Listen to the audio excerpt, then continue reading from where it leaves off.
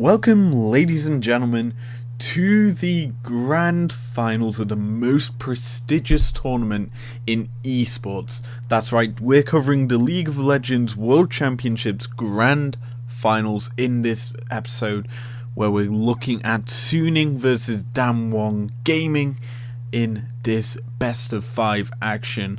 We've broken down how each of these two teams have beaten their semi-final opponents and their one-game losses in them series and what their strengths overall were. We predicted a Damwon 3-1 victory over Suning in the predictions video, highlighting everything as a combination. Now we break down the team fights that happened in this series and how Damwon beat Suning 3-1. But without further ado, let us load up into Champion Select for game number 1, so there's only one thing left to say. DJ, spin that track. We load into game number 1's draft with Damwon on the blue side, Suning on the red side. We're going to cover these bans first, and when I say a champion in this episode, I'll probably only cover it once. If there's any other relevant things to say about it, then I'll say it at the time. Anyway, we kick off these bans with Damwon removing off the field Camille. And in the Suning vs Top series, this was a pick that Top decided to move away from the bin champion pool. And obviously, teams are fearing this carry Top that bin plays quite heavily because it's a very powerful pick for him. Obviously, you can harass people with it. I think when he's actually gotten this pick, he absolutely has decimated his opponents. It's very strong. It's a very powerful top laner that has a lot of engaged potential. As the next ban coming in from Suning, they remove from the field the Nidalee. And Nidalee is this early game AP jungler that creates a lot of issues for a lot of teams, and removing that does nullify a combination with Renekton that teams have gone towards, because you can land a pretty easy slice and dice with Renekton to stun up a target, and then have the Nidalee just land a perfect spear from distance and do tons of damage to the opposition. As for the next ban from Damwon, they remove from the field the Syndra, and Syndra's going to be a common ban throughout this series. She's a very powerful control mage. It's a pick that we've seen Angel use perfectly. He's carried on this pick, and it's very hard to deal with if you are Damwon, because Syndra essentially is very powerful at controlling lane. She uses them orbs that she creates with her Q to just harass people down and also make the positioning of the opposition very, very difficult, because she'll just land a very easy scatter of the weak, and if that lands, and more than likely she can land that pretty easily, she can almost certainly burst you out with another Q, an E, and then the unleash power with maximum amount of orbs to kill you off. It's very good. As for the next ban coming in from Suning, it is the Lucian. This pick usually gets banned out by anyone on red side as it's very powerful. You just have to deal with constant lane bullying that this champion puts out when it's up and available, and it does tons of damage. It's a mid lane pick that people go towards if they want to go for an AP jungler like the Lilia, like the Evelyn, like the Nidalee that's been banned out, and Lucian being banned means that there's less priority on an AD pick mid and more priority on an AP mid laner for both teams, meaning the junglers will tend to go towards the Graves, the Kindreds, sets maybe, so that they get an AD jungler, so there's that duality of damage coming out from the mid and jungle role. As for the last ban from Damwon in game number 1, they removed this powerful ADC. It's the Jhin. Jhin's been picked up more and more during this tournament as this powerful ADC that everyone wants to use, and the reason being is it has a lot of damage in his kit, that 4th shot obviously being massive damage, as well as the fact that you can just stack up the AD on this champion and be very, very impactful. There's not too many people that can deal with a Jhin, but if you think about it, there's quite a few who can, in terms of the fact that you get a ton of damage. You've got the Deadly Flourish, and the only way you'd realistically be able to counter it is going with a Caitlyn Lux lane and essentially stunning him in place, making him unable to do realistically anything to you, and just hammering down the damage onto him. But he is very powerful, and he does get a lot of trade damage and dueling potential because of the movement speed he gains off of them 4 shots. And it's why you tend to see early game people go boots and mobility, and then using the damage from the Jhin to be able to move around you and move quickly at you to harass you down. It's why Jhin has become pretty much the premier ADC at Worlds. Last ban to talk about is Suning's third and final ban in this phase, and it is the Twisted Fate. TF is being removed more and more during this one because of the fact it has a global or semi-global ultimate that reveals everyone, which is a big bonus to why people like it, because it essentially gives over objective control. If you know where the enemies are, you know if they're on an objective, and you know that you can either A, go towards them and pick off an isolated target, or go to the side lane and push that out, or isolate a target down there. It's very powerful, and it's why people love this champion, because you've also got built-in CC with the gold card that, spoiler alert, if you have a rapid fire cannon, you can be chucking out from almost half a screen away, and people realistically cannot deal with it and will more than likely die to you if you can isolate and pick off targets. And early game potential from this champion is huge. That being said, Suning technically didn't have to ban it, though we have seen Showmaker pull out this pick in the G2 semi-final and absolutely smash them with it. Obviously, you could go for the Silas counter pick, but you don't tend to see it out of Suning. And that ends out our round 1 of the draft. Now we enter our first round of picks, and what do you know, with the premier AD junglers still available, Damwon immediately lock in the Graves. This pick obviously provides a lot of carry potential to this Damwon side, as Graves does tons of damage into the late game with that shotgun of his. It's AoE damage, he has an execute with the collateral damage, and then you have the end of the line that's just AoE damage that does tons of it. But most people pick Graves for that smoke screen. It's very useful in controlling objectives and not allowing the opposition jungler to get a smite down onto a target, because you blind them, not allowing them to see the Drake and then unable to click it. And it's also very good at kind of chasing down targets, because you can get around them without them realistically knowing where you are until they leave the smoke screen, and as a whole it does tons of damage. I love this champion as a whole for junglers, and it's realistically one of the best at setting up plays and being an absolute menace around objectives. That being said, the response from the Suning lineups to go with the Ezreal, which is a safe bot laner, and then the Leona.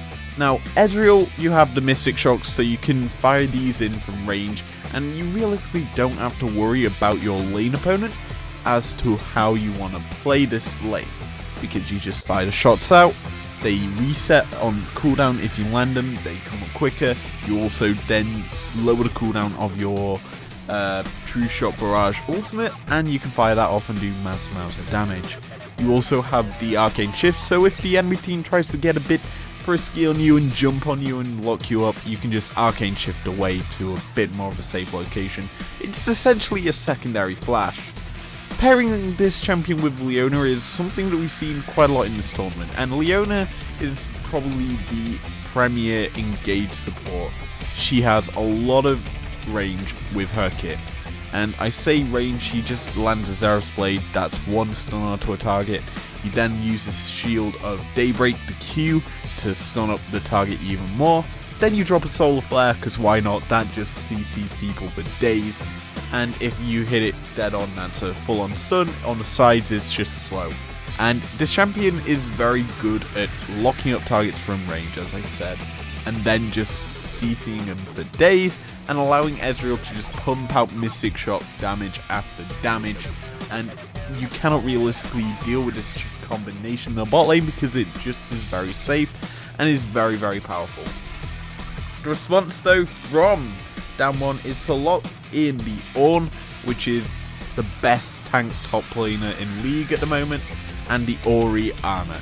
Now, Ornn is very good because of the fact that he's very tanky, he does a lot of damage for a top lane tank, and he's also very good at providing scaling to his team. The reason I say that is because he has his ornaments which he can give to his teammates past level 14, and he also gets 2 for himself, so you can be extra tanky.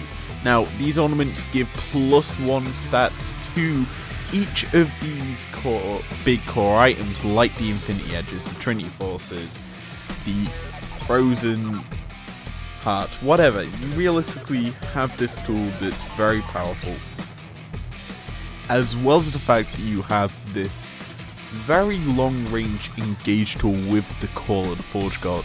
The ultimate of this champion has a lot of harassment. So, as I say this now, Ornn is a very big pick. Combining it with the Orianna is even better because you can use the Shockwave, lock people up, and keep them in place, as it's very harassing because you can also combine it with the W, and then using the Q to reposition the ball is very powerful. Now, usually you pair this champion with something with a lot of mobility, like a support pick with tools to jump into backline.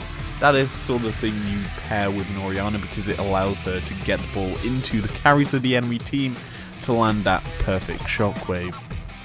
Now, as I say this, we're going to be heading into the second ban phase, but without covering the actual Suning last pick of this first phase, which was the Azir. Now, Azir is a strong pick for the mid lane. It matches the control mage status of the Orianna with a sort of similar kit to her, as the Emperor's Divide is a very disruptive tool like the Shockwave. You can push people into your team, as well as the fact that you've got safety with the Streamer Shuffle. You can dive back to your soldiers, giving yourself a bit of a shield, as well as the fact that you can combine that with your Q to move you a bit further away. Now, the Q also allows your Sand Soldiers, which you create with the W, to stack up and go into things and be very, very harassing. As well as the fact you get 3 of these Sand Soldiers up, you get mass amounts of attack speed, which makes it a very powerful turret killing threat, which overall is very powerful and is very hard to deal with unless you are able to kill them off quite quickly. Second ban phase time now, ladies and gentlemen. We kick off with Suning removing away the Thresh. This big boy pick actually hard counters Leona very effectively because you can flay her back when she goes in with her Xerath Blade. It's very powerful, as well as the fact that you can also provide some safety with the Dark Passage, or W, which is Lantern, and then you've also got a Death Sentence, which literally will be a death sentence for either yourself or the opposition if you land that, and it's very powerful at locking up picks and setting up your team to isolate off the targets and pick them off. So removing that is very powerful, especially when he provides safety to your team.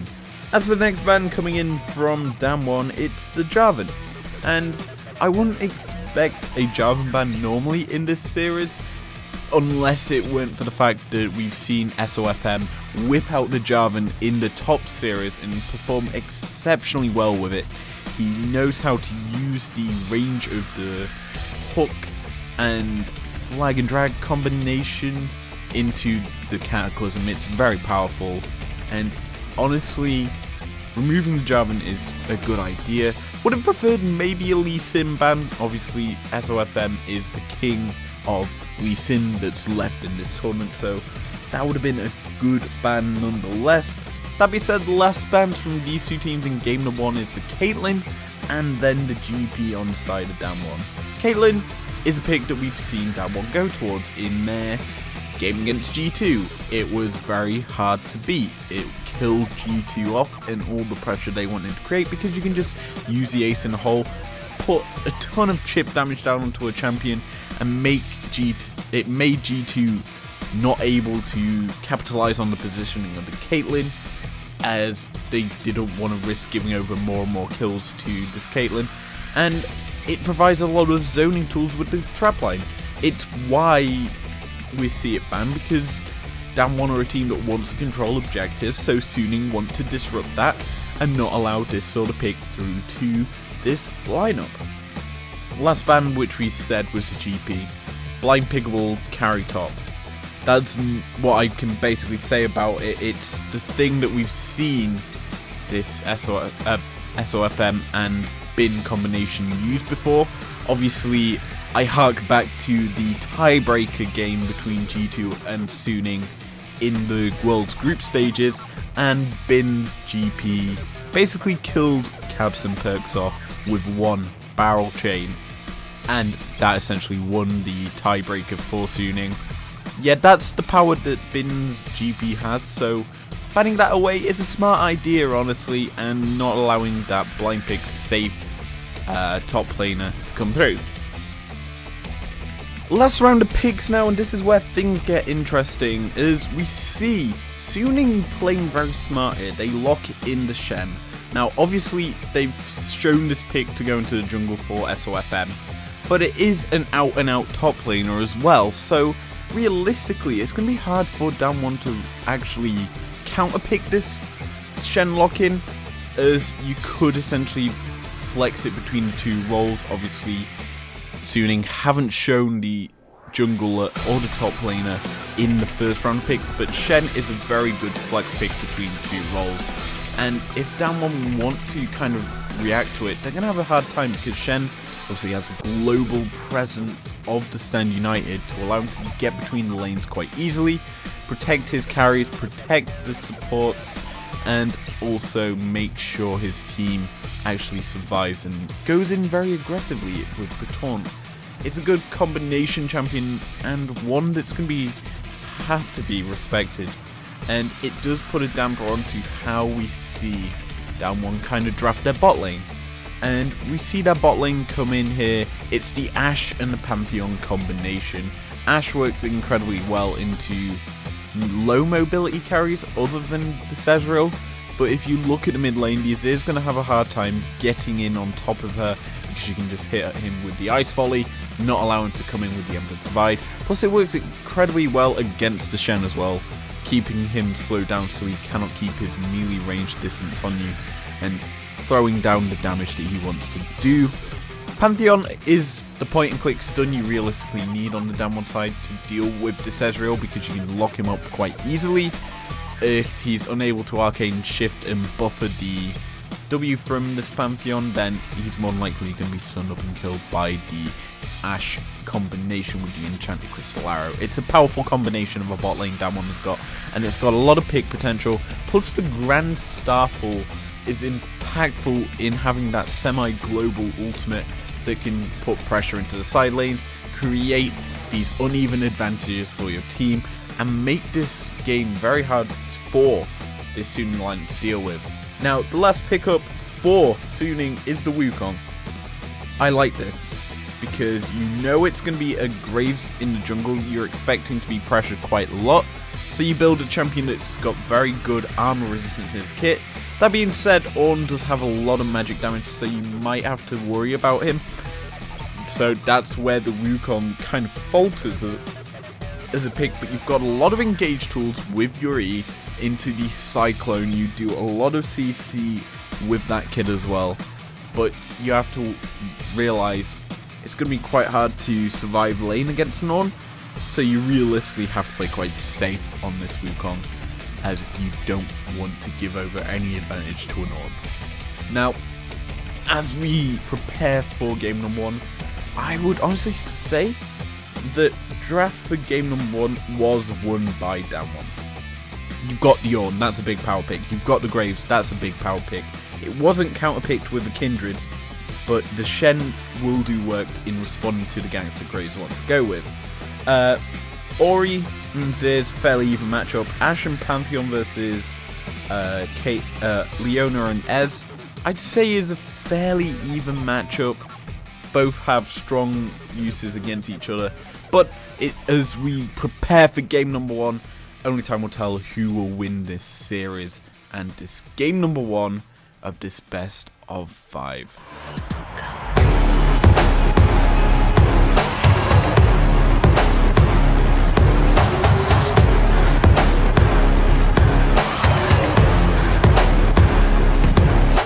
So we get into game number 1 with Suning trying to stop Damwon from getting the Infernal Soul, and this is a very interesting teamfight because Suning are actually setting up a pincer-like maneuver with Azir and Leona at the bottom of the fight and Wukong up at the top looking to collapse in on these Damwon members.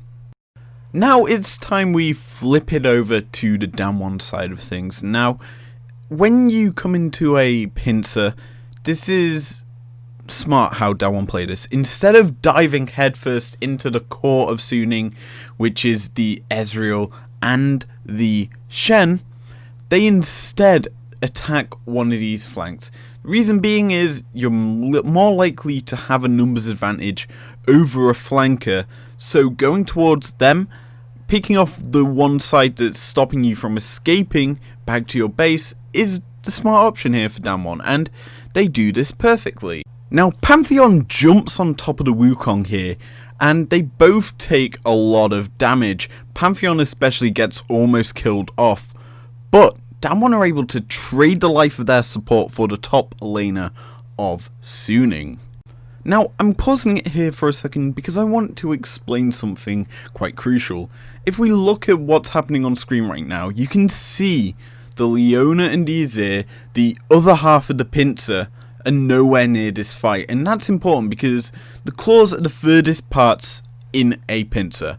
You attack one claw, the other's nowhere near, and when you attack the side that's got less members, you're basically taking essentially 2 other members out of this fight, and Damwon know this, so it was essentially at the start of this fight a 3v5, and that is important because that means that there's a whole lot more numbers advantage when it comes to the rest of the team fight. It's still a 4v5 once the Azir and Leona come in, and when they finally do, yes, they do have their own cooldowns to use, but they're not too effective.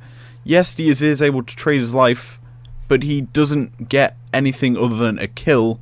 The Drake still goes over to Damwon, and with the Wukong TPing back in alongside the Pantheon returning to the fight, a 2x ace goes through for Damwon here, giving them the Infernal Soul, 6 kills in total, and a lot of pressure in game 1, allowing them to win this entire game and advance to game number 2.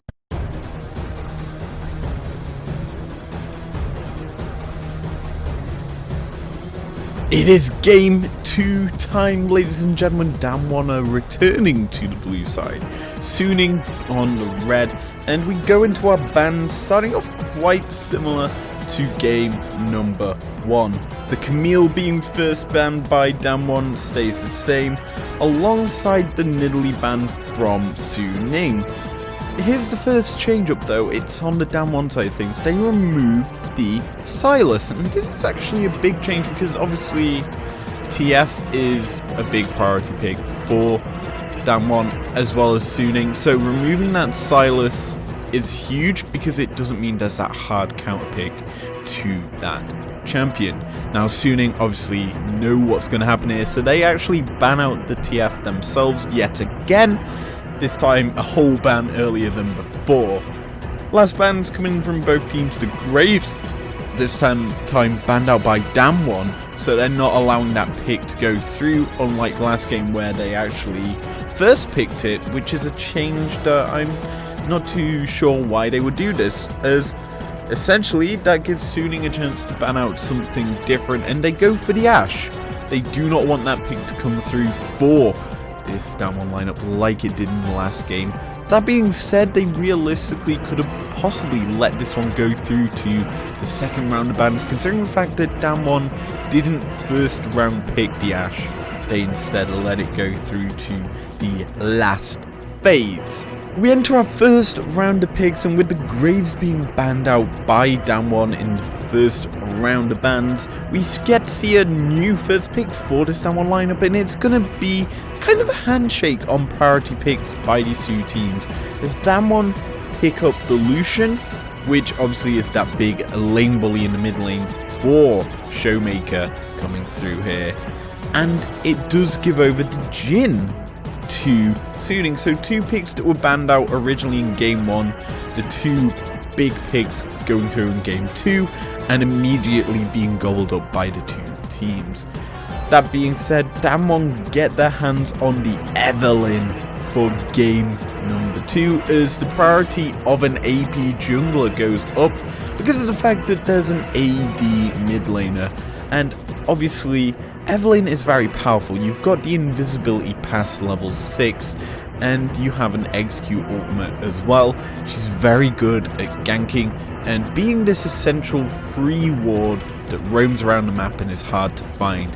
It's going to be hard for Suning to actually track Canyon's Evelynn here, and realistically it's going to do a lot of work, especially combined with the Zorn, who can drop that long range ultimate at any time he pleases, and the Evelynn could be already in your lane when you're hit up by it. So it's going to be hard for Suning to actually respond to this combination, as the engage can be just immediately turned on from out of nowhere from Damwon, and it's going to be very hard to deal with. The response though from Suning is they get their hands on yet another big pick that was banned out in game number 1. They get the Syndra. Syndra is very powerful as a control mage, we said that before, but combine her with this Jhin and the Leona that comes in after it, there's a lot of hard CC on this Suning lineup. And dealing with the Evelynn, if she gets caught out, she's more than certainly going to be bursted out immediate. And that is a big thing if you're Suning, because you can just play so aggressive that Damwon are going to have a hard time dealing with it. Second ban phase time, ladies and gentlemen, and this is where things get very interesting, as Suning continue to pinch down on the ADC pool. The Senna gets removed, that hard scaling champion that provides healing and strength to her team, rather than playing for the aggro bot lane. She's very hard farming and carries into the late game doing tons of damage. The response from Damwon is to ban themselves the Lee Sin, that big SOFM pick, obviously making its way through this draft quite quickly, and it would work extremely well with the Leona and the Syndra, with the ability to jump in, kick someone back into the burst from the Syndra, or even the burst from the Jhin. It's a huge combination, and obviously them two champions as a whole synergize extremely well. That's why it gets banned out. Last ban from Suning and from Damwon now is the Draven from Suning. Makes sense, don't give an aggressive support to Ghost, ADC to Ghost. That being said, it does leave open maybe an Aphelios to come through. There is technically the Ezreal as well for a bit of safety in that bot lane, which would be needed against the Jhin Leona lane. But the last ban coming out from Damwon is the Wukong. They continue to ban out these AD champions up near the top lane, the jungle included in that, and Wukong was used quite effectively by Bin in game 1, though it wasn't as successful as it was planned to be, but it can still do a lot of work for Suning if it were to go over to them. But as I say, Wukong into Ornn isn't a favourable matchup for the Wukong, and Suning can essentially get something a bit more favourable in their last rotation of picks. Did somebody say add some spice into these drafts? Because this is where we get it from Suning, as they lock in the Rengar. This is a big pick in my opinion, because technically it's a flex.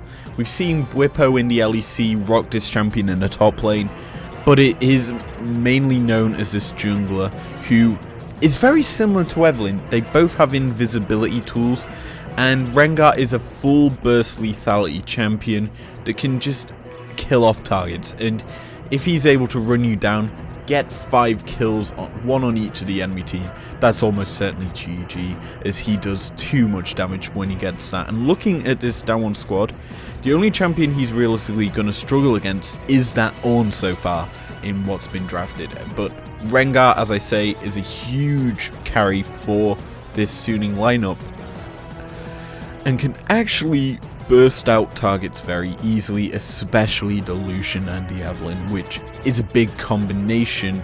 As we look at the rounding out of the Damwon squad's draft, the Aphelios comes through.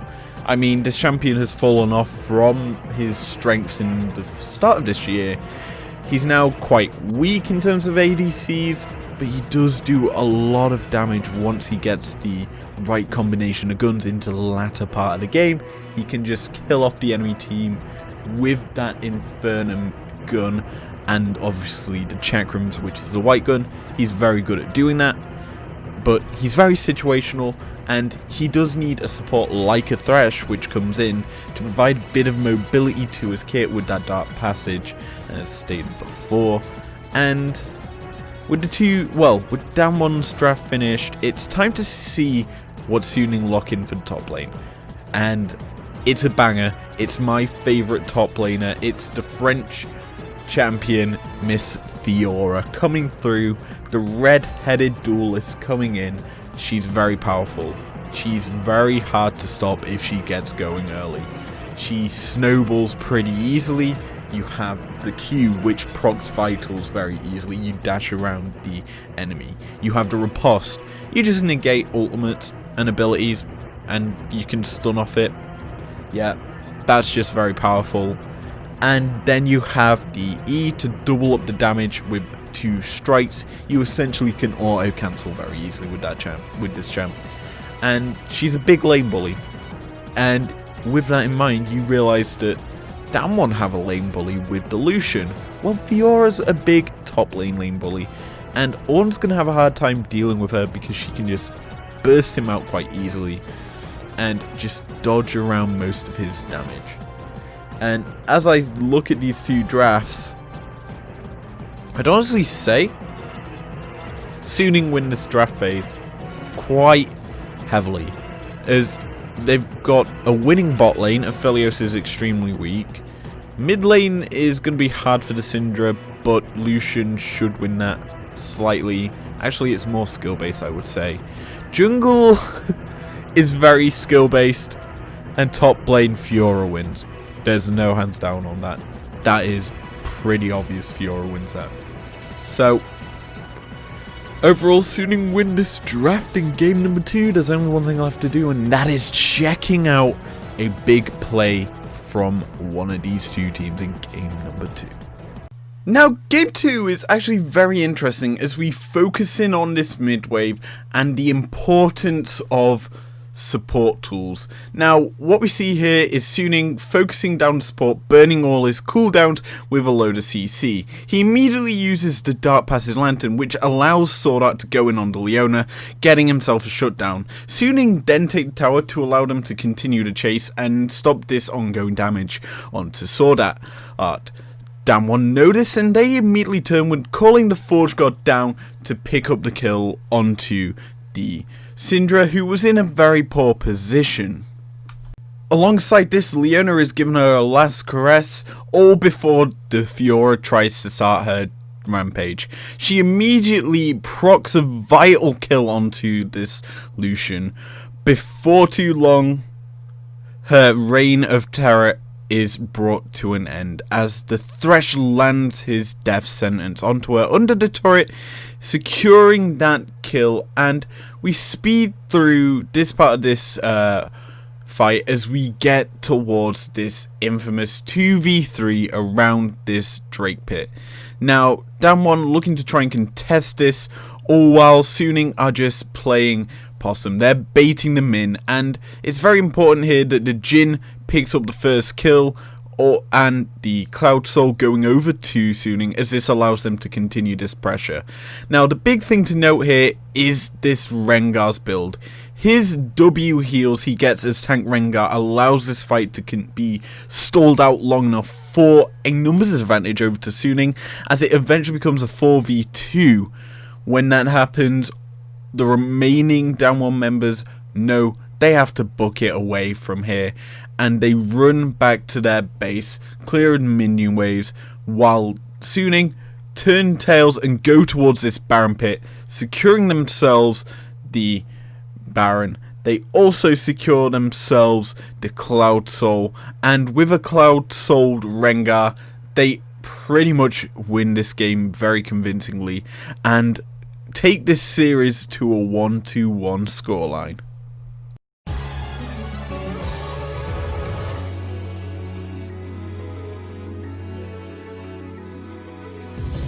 So we enter game number 3, and the bans come in thick and fast here, starting with Suning on blue. Damwon are on the red for this game. TF is the first ban, as well as the Ashe coming out from Suning, alongside their third ban being Dilution, so 3 bans we've seen before. As for the Damwon side of things, the Camille gets banned, but the 2 big changes in how Damwon want to draft this third game is the Renekton getting removed off the board, so that champion, who's very powerful as a carry top, being taken out of the game. Obviously has a lot of harassment in his kit, can basically bully out the opponents, and it's one of Bin's big carries that he's gone towards. Alongside this ban, we see the Leona being banned out by Damwon, and it's been played quite effectively in the first 2 games of this series by Sword Art. And as a big pick, it would be very impactful to actually see it come through for the Suning lineup, but as I say, it's done a lot of work already, and it does mean that there's other big picks for that bot lane to come in for Suning, but we've got to see how these 2 teams want to draft as this pick gets locked in. Now, for our first round of picks, we see the Nidalee, because it's open, getting immediately picked up for Suning. Obviously, in the previous few games, it's been banned out, and we've said how powerful it is as an early game jungler, its AP, but that does mean that there is quite a bit of issues in terms of synergy. Obviously, there isn't a big stun locking champion left open for Suning in the top lane, but the first pickup of the Jhin for Damwon is available, and it's paired with the Syndra, so a very big combination locked in for Damwon. And this is kind of interesting because this is the same first 2 lock-ins that Suning had in the last game on red side, and Damwon are kind of returning the favour. However, the Syndra is going to be punished as the Akali gets locked in for Angel in mid lane, and he's known as the Angel of Death, and this is one of his big picks coming in. Akali, while was nerfed with the amount of energy cost the Q does, there's been workarounds with how energy works on champions, and you can actually get some of it back with the precision rune tree. It's very powerful in terms of the fact that you get more energy and you can use it very effectively.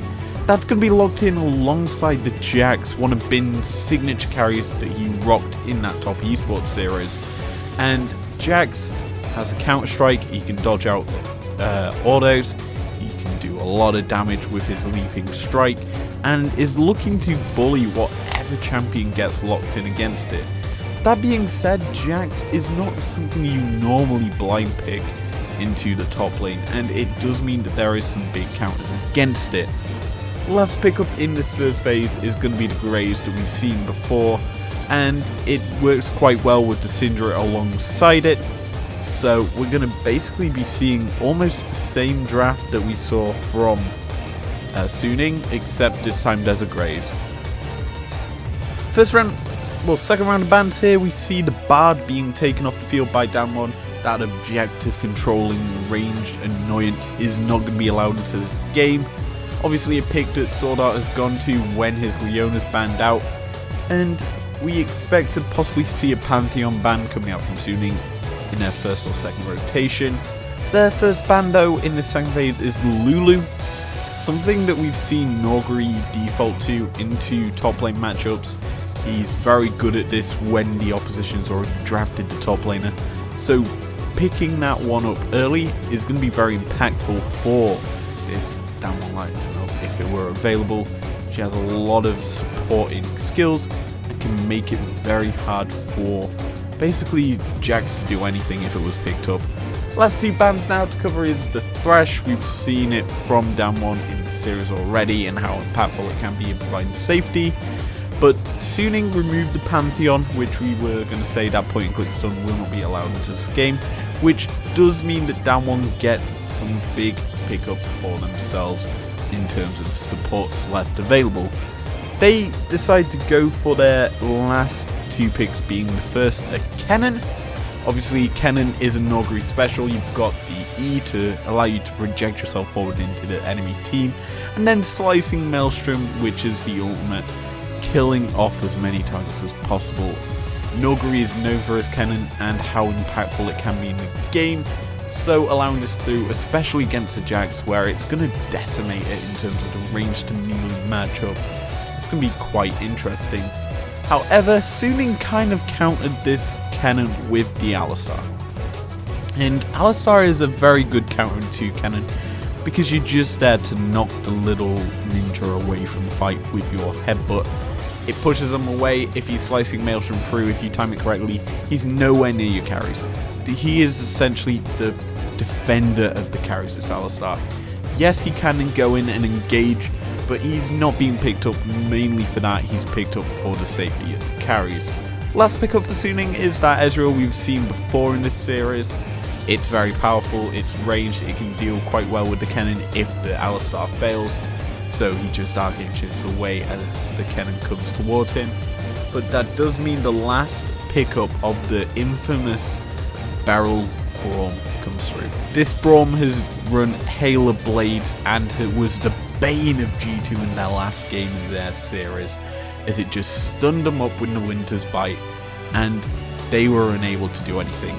This game, Beryl is looking to do the same with his Braum and hopefully for him lock up an important carry, landing one of his Winter's Bite passive procs and hoping his basically backline jump-in team can lock him up in time to basically secure him a kill.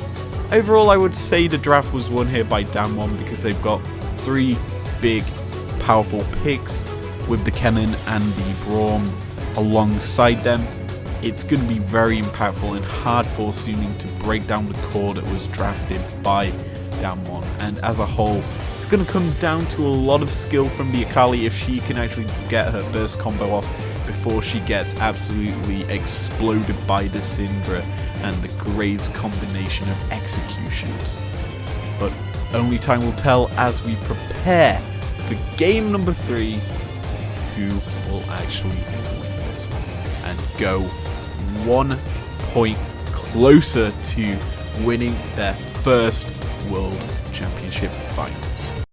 Game 3, Buckaroos, we're going to be talking about when your support gets caught out once again, as this time it's Sword who's isolated off here and being chased down by Noguri's Kennen. This is big as a pick onto the support that's built to disengage this Kennen from a fight. Being killed off by a Kennen is kind of ironic, and that is a huge thing to note because it means that there's no one to stop Damwon from basically controlling a choke point around the Baron Pit, in which they do. Now, also along this, they also managed to get Angel's Akali's ultimate out, and that means that there's no real way for her to get into the Baron Pit from this position, and Damwon know this. They control this pit very well. Akali manages to get in the pit, but it is too late. The slicing Maelstrom on the Baron means that the two members of Suning that managed to get in there are forced into a status almost immediately, and Jax also falls because of it. Then it's Akali's turn to fall, but Ezreal, he's saying no, I want to get at least one trade kill here. He manages to pick off the Syndra, but it's all in vain because he's once again on the wrong side of the map. Then we have SOFM trying to get a kill, but it's too late. His team is so far behind, and as such, it means that Damwon can just walk immediately into Suning's base with the Baron buff, take the inhibitors and then the Nexus turrets, with Sword Art finally respawning. Yes, he manages to get a big knock up, but it's too late as his team are all in the fountain and he's once again joined them as the collateral damage picks up that kill. Then we have Jin also picking off SOFM, finally acing the Suning lineup and getting the Nexus, giving them game number 3 and putting them to World Series point.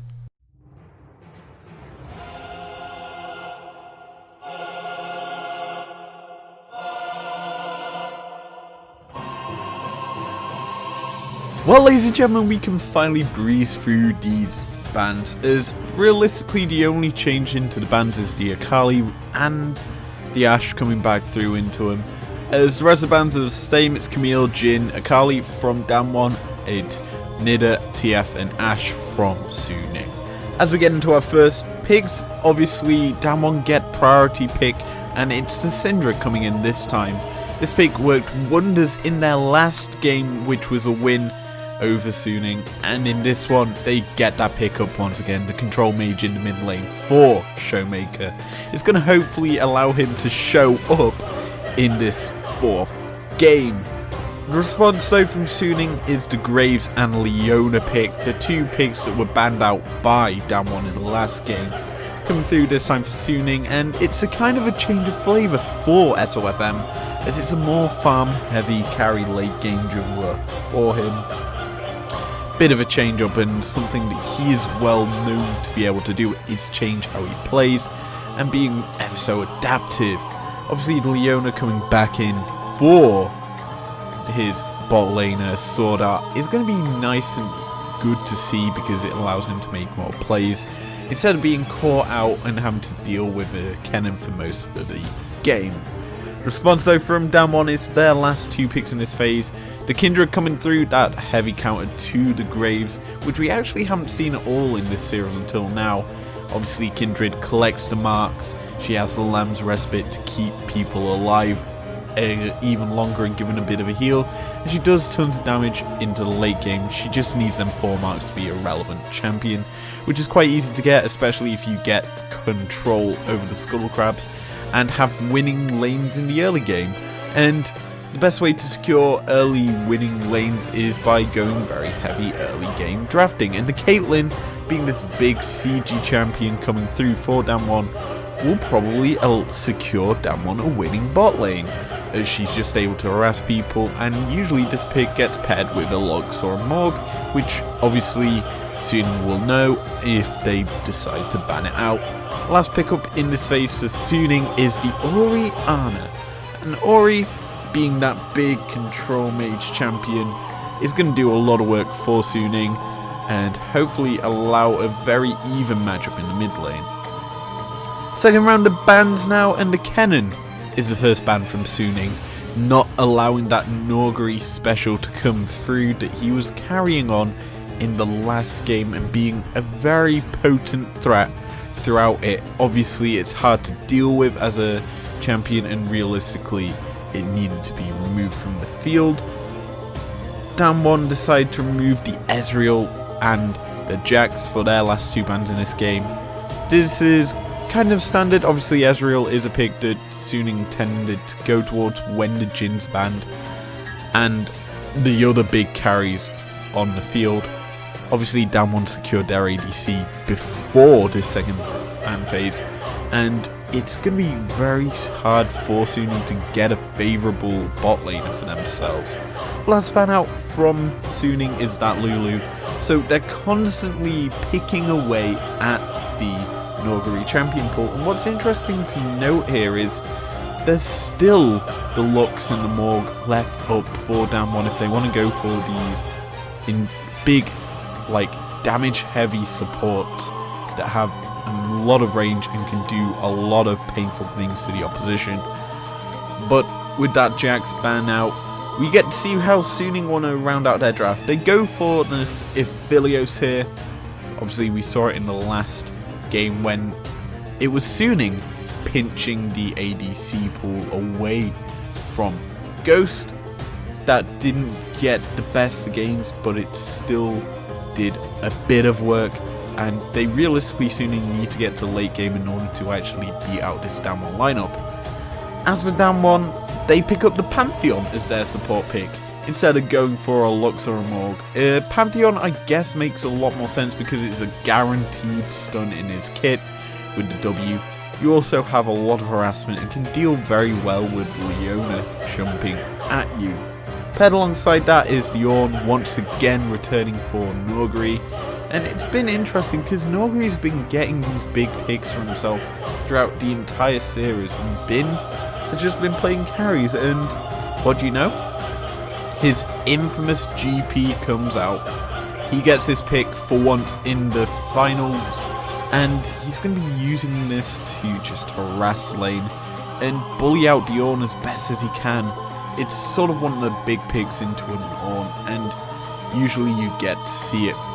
But obviously, it's been banned out in the previous 2 games Ornn was in, and this game, we finally have it. Obviously, the barrel chain being big and explosive, and something G2 know very well. This time, we get to see if Damwon get treated the exact same way, or will Suning have the barrels explode in their face and lose this game, giving over the World Championships to Damwon. Well, there's one thing left to do, and that is break down this game number 4 team fight, and hopefully we get to see one more in game number 5. Only time will tell as we prepare to load into the Rift for this climax of the World Championships. So for the 4th game, I want to talk about Suning's mentality. They've been put down to the last do or die moments, and you can see the panic here as how they're playing is very similar to how G2 did against Damwon. Very over aggressive, trying to force when they don't need to, and getting punished heavily. Damwon thrive in this situation because Suning can't deal with it. There's too much pressure on their shoulders, and Damwon are just able to wipe the floor with them. As we see here, they're just being killed off one by one. Caitlyn is picking up shutdowns, getting ever so fed, and Damwon are already on Soul Point. They're just waiting the 2 minutes to pick that one up. And with that, they're probably more than likely gonna win this game. And Damwon as a whole had this one style of being very strong team fighters throughout the entirety of this Worlds. And in the finals, we saw them play exactly like they did against G2. Calculated, hard to beat across the map, and the style that you need to beat them with being ever so hard and excruciatingly painful that Damwon just was able to control and chokehold the map in this final game. And I honestly feel that Suning, while being the 3rd seed of the LPL, actually did extremely well, and Damwon, while being in a Chinese audience who were not on their side by a landslide, they absolutely decimated Suning in this final game. And congratulations to Damwon to being the new world champions, representing that LCK region. It was a very good performance from them, and I honestly feel that they've got a lot of potential to winning the 2021 World Championships, but only time will tell as we round out our final Anarchy analysis of the League of Legends World Championships. My name has been izl33. If you've enjoyed this video, leave a like down below. Subscribe when you're on here if you want to, and I'll see you next time. Well, we will be rounding out this year with our LCS and LEC breakdown. Peace out.